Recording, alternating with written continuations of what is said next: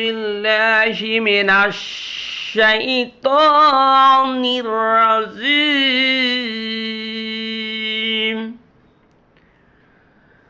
بسم الله الرحمن الرحيم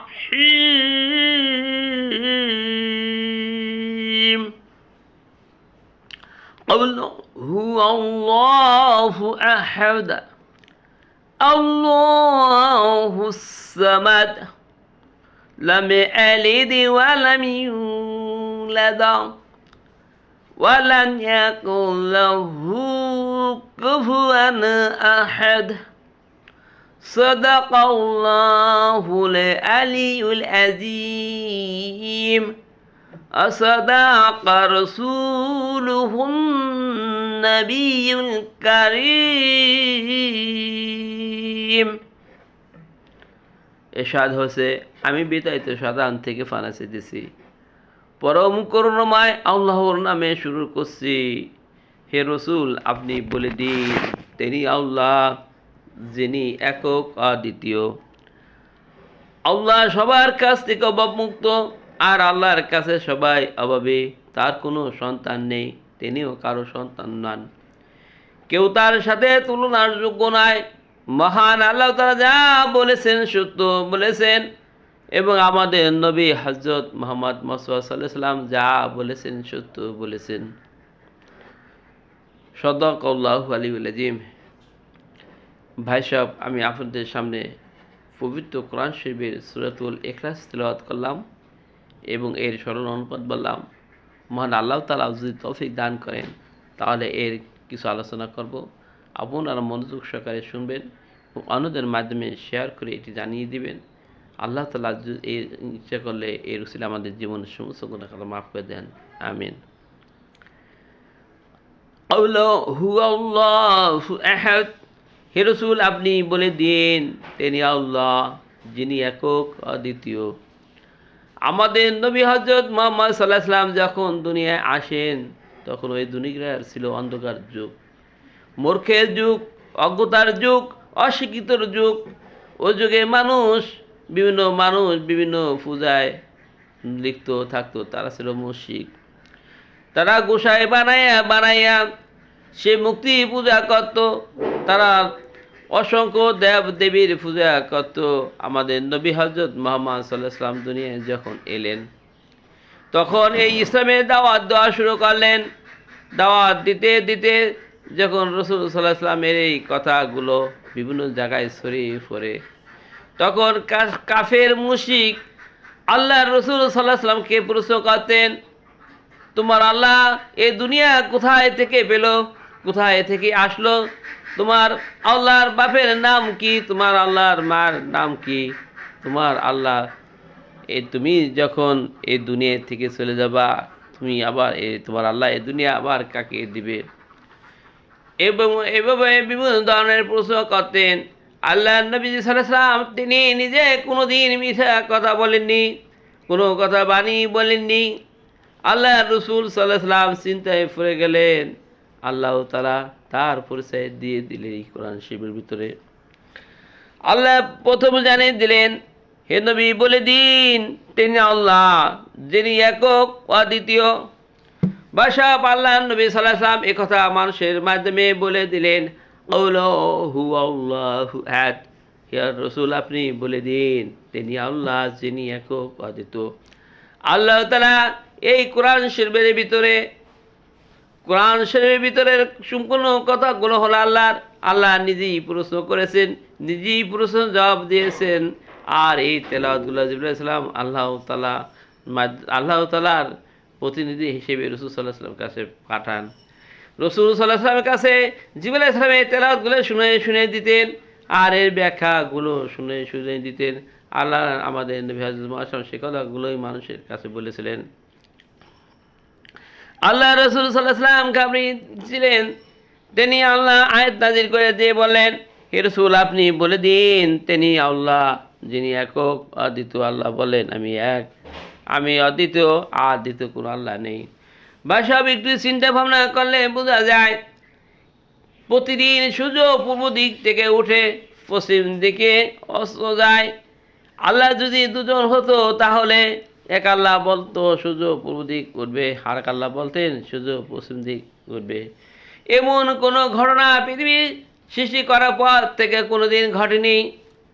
আল্লাহ যদি দুজন হতেন, এক আল্লাহ সারা পৃথিবীর রাত করেন দিন করেন, আর এক আল্লাহ যদি থাকতো তাহলে রাত দিন যে কোনো একটি বানিয়ে দিতেন।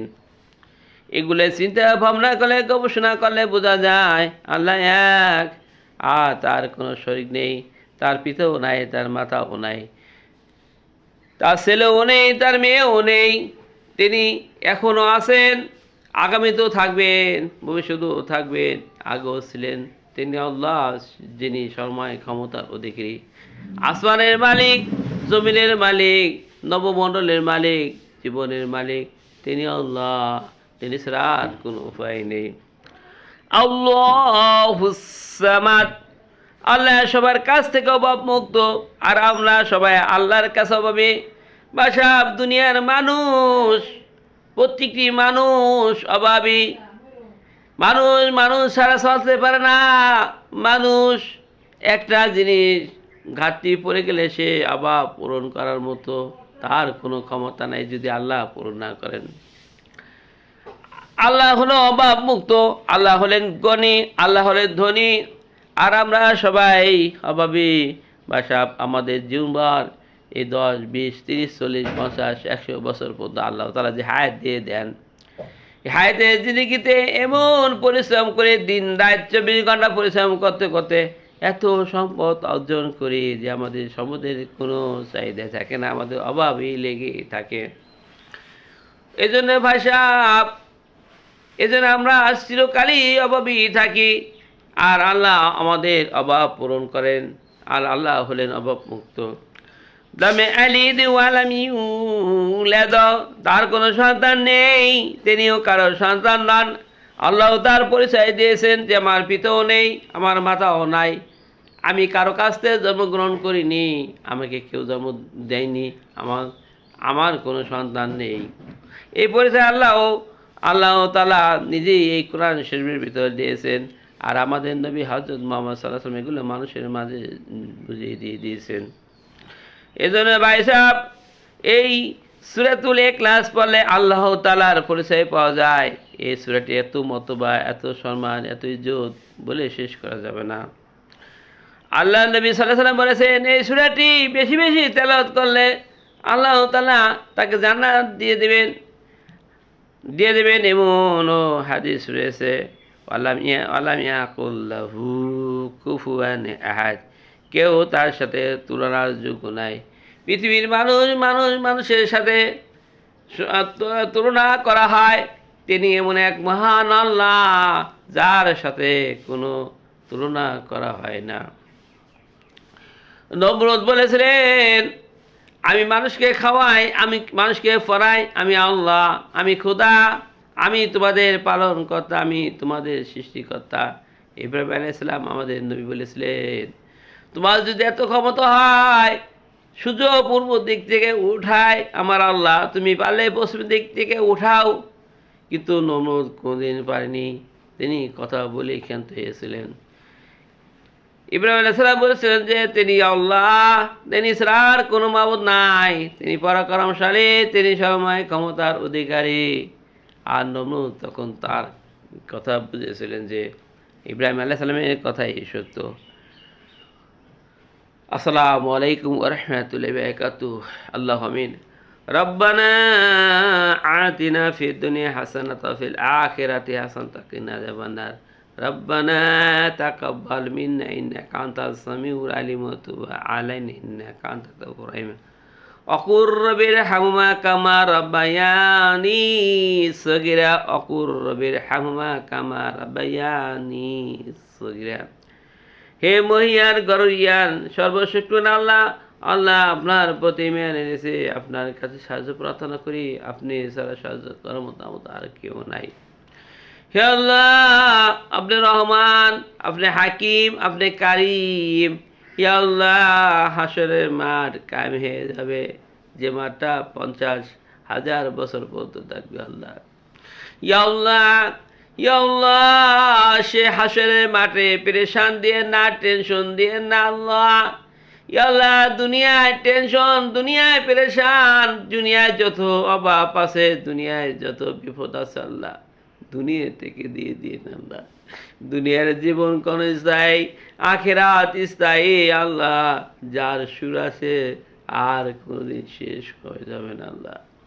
ইয়া আল্লাহ, যে জীবনের যত অশান্তি, যত কষ্ট, যত দুঃখ আছে আল্লাহ, যত পাপ আছে দুনিয়া থেকে দিয়ে দিন আল্লাহ। ইয়া আল্লাহ, শহীদের মর্যাদা দিয়ে দিন আল্লাহ। ইয়া আল্লাহ, ইয়া আল্লাহ, আদি পিতা আদম আলাইহিস সালাম থেকে শুরু করে এ পর্যন্ত যত নর নারী মৃত্যুবরণ করেছে আল্লাহ, তাদের জীবনের সমস্ত গুনাহ খাতা মাফ করে দিন আল্লাহ। এখনো যারা পৃথিবীতে বেঁচে আছে আল্লাহ, তাদেরও জীবনের গুনাহ খাতা মাফ করে দিন আল্লাহ। এবং কিয়ামত পর্যন্ত যত মানুষ আসবে আল্লাহ, তাদেরও জীবনের গুনাহ খাতা মাফ করে দিন। ইয়া আল্লাহ, আমরা সঠিক পথের দিশা হারিয়ে ফেলেছি আল্লাহ। ইয়া আল্লাহ, আমাদের সঠিক পথের দিশা দিয়ে দিন আল্লাহ। ইয়া আল্লাহ, আমাদের পিতা মাতা, শ্বশুর শাশুড়ি, আত্মীয় স্বজন যারা পৃথিবী থেকে চলে গেছে আল্লাহ, জানি না তারা কোন অবস্থায় আছে আল্লাহ, তাদের জীবনের গুনাহ খাতা মাফ করে দিন আল্লাহ। ইয়া আল্লাহ, অভাব দূর করে দিন, টেনশন মুক্ত করে দিন, ঋণ পরিশোধ করার মতো তৌফিক দিয়ে দিন আল্লাহ। ইয়া আল্লাহ, এমন কোন ঋণ রেখে নেন না যায় হাসরের মাঠে আল্লাহ, ঋণের ব্যাপারে আল্লাহ খুব ভয়ানক আযাব না হয়ে যায় আল্লাহ। ইয়া আল্লাহ, আপনি রহমান, আপনার রহমানের খাতিরে আমাদের প্রতি রহমত বর্ষণ করুন আল্লাহ। আল্লাহুম্মা ইন্নী যালামতু নাফসি যালমান কাসীরা ওয়া লা ইয়াগফিরু ইল্লা আনতা ফাগফির লি মাগফিরাতাম মিন যিকা হামদি ইন্নাকা আনতাল গফুরুর রহিম। আমিন আমিন সুম্মা আমিন। কালিমা তাইয়্যিবা লা ইলাহা ইল্লাল্লাহু মুহাম্মাদুর রাসূলুল্লাহ। কালিমা শাহাদাত আশহাদু আল্লা ইলাহা ইল্লাল্লাহু ওয়াহদাহু লা শারীকা লাহু ওয়া আশহাদু আন্না মুহাম্মাদান আবদুহু ওয়া রাসূলুহু। আমিন।